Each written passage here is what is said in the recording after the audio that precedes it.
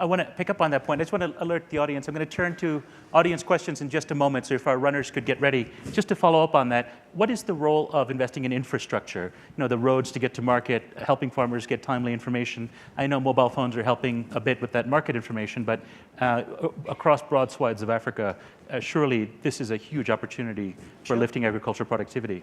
Absolutely. I mean, wherever you've seen productivity growth take place in Africa, it's been in areas where agriculture potential was there, but combined with massive investments in road, transport, market infrastructure, and small-scale irrigation systems. These were the factors that lead to increased productivity growth. Great. I see several hands up, so let's start here. Just a couple of small ground rules. Please identify yourself, and if you can make it a pithy comment, witty, charming, even better. Uh-oh. Rather than a gas bag intervention. Stuart Brand, wow. Global Business Network. The tagline for this panel is Feeding a World of 9.4 billion people. You have on the panel the author of what I think is the best current book on population, Fred Pearce, wrote this book, The Coming Population Collapse. So my question to Fred is, do you think there's going to be 9.4 billion people? I don't think we're going to get to 9.4 billion. Family sizes are getting smaller so fast. It's a story which we don't often hear. Today's women have on average 2.6 children, and that's half as many as their mothers had. There's a huge kind of reproductive revolution going on around the world that is very little talked about. Now, population is still rising and will rise for a couple of decades yet. But I think we're going to see, I'm pretty certain we're going to see peak population by mid-century, perhaps by 2040. My guess would be below 9 billion. I don't know. But the pace of the smaller families is just so fast. And women are doing this for a very simple reason, because they can. Because for the first time in history, they don't have to have 5 or 6 children in order to have 2 or 3 to grow up, because we've eradicated so many of the childhood diseases. They can have 2 or 3, so that's exactly what they're doing. So the huge population surge, which we saw in the 20th century, is coming to an end, and coming to an end remarkably fast. My prediction is that probably by the second half of the 21st century, we'll actually be seeing falling population, with most countries having below replacement fertility. Follow-up question, since this is agriculture. How much of that, having fewer children, results from different agricultural practices? Okay. Cash crop versus subsistence. I'll just repeat that for the audience. How much of that population drop to come is related to changing agricultural practices? Quite a lot. I mean, I think there are quite a lot of reasons why women are having many fewer children. Education, empowerment of women being prime among them, right? Yeah, because they can, because they're urban, they're moving more and more in cities, and in a city, a child is an economic liability rather than an economic asset. But also the Green Revolution, which puts much greater priority on having cash for investment in your farm, and there's much less need for child labor on your farm. So children are not the economic asset that they used to be. So the whole range of reasons. But the bottom line is it's happening. A quick follow-up? Yeah, just very quickly. It's been shown throughout history that agriculture productivity growth has been an engine of overall growth. And wherever agriculture productivity growth has taken place, you've seen income rise. And as incomes have risen, you've seen population growth rates fall. So the connection between agriculture and growth rates and populations is very, very clear. Is it also linked to urbanization? Well, urbanization is a consequence of all of this. We don't know if it's coincidental or... Much of the urbanization that's taking place in the US, Europe, in Asia is urbanization that resulted from growth in the rural sector, surplus moving to urban areas. Urbanization in Africa is very different. Urbanization in Africa is poor people moving away from rural areas because there's not enough sustenance there. Right. Even so, I mean, in urban Africa, fertility rates are much lower than in rural Africa. Yeah. I mean, in Ethiopia, nationally, the average is about 6 child per woman, but in Addis, it's not much above 2.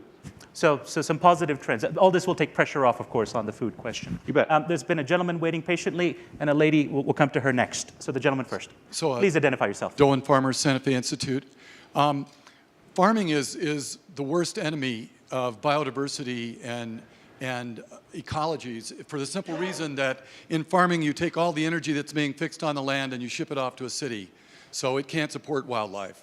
And China and India may have succeeded in feeding all their people, but at great environmental cost. I mean, Your question, sir? and the question is, how can we feed a world of 9.4 billion people and maintain some semblance of an environment at the same time? Somebody want to take this? Well, I mean, sorry. I mean, very briefly, the Green Revolution didn't take much more land. It was done by greater yields on roughly the same amount of land. Maybe we can do it again. Raoul. Presently, 30 to 40% of yield is lost to pests, diseases, and abiotic stresses. So the more technology, the more information we can provide to solve those problems increases yield without adding to land being taken out of wildlife. When you remove the bugs that are eating the plants, the birds that eat those bugs, so birds go away when you remove those pests. Well, agriculture is inherently very destructive of wildlands, but it's also what we need to live. Otherwise, we're going to be out in the jungle again. Let's go to the lady who's been very patient. Please identify yourself. Hi, Tara Terwilliger.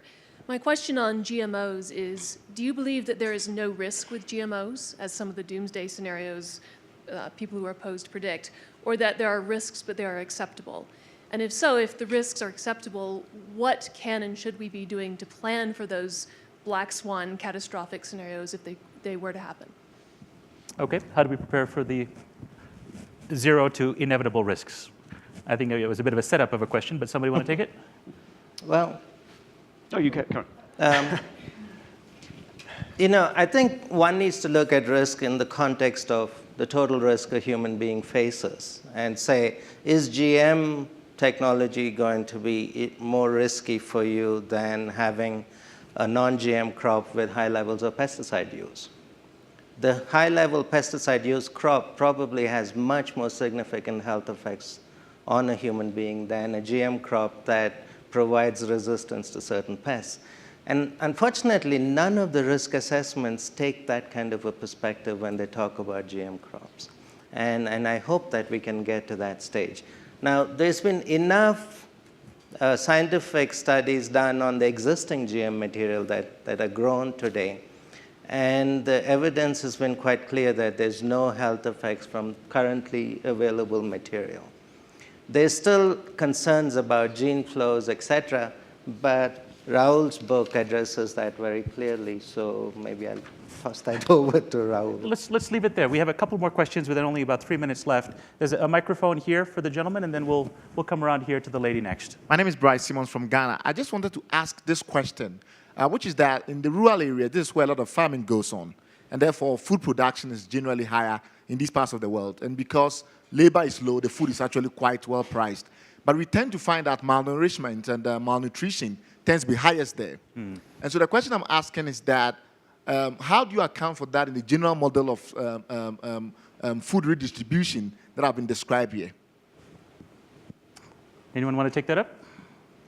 Could you define the question?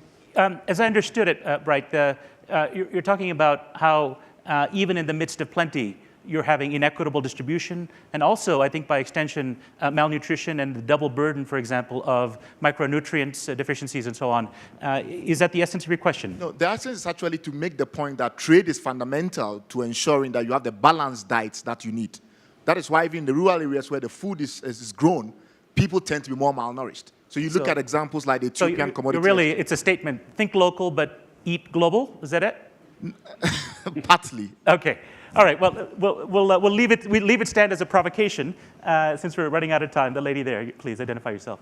Sylvia Earle, explorer in residence at the National Geographic. The justification for large-scale commercial industrial fishing, taking wildlife from the sea, is that it provides principal protein for about 1 billion people. With a 90% decline of many of the large fish that we like to eat from the sea, and many of the small ones too, what do you see about the future and the justification for continuing this unsustainable use of the diversity of life on the blue part of the planet? Terrific question. Somebody feel like taking it up?